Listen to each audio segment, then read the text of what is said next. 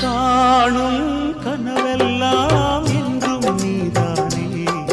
என் கனவெல்லாம் நினைவாக ஆவா கண்மணியே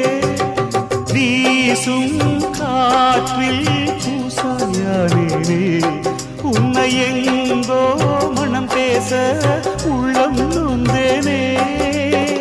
நாம் ஒன்று சேரும் திருநாளும் உருவாகும் ஜென்மங்கள் ஏழேழும் நாம் வாழ்வதை தடுத்திட முடியாது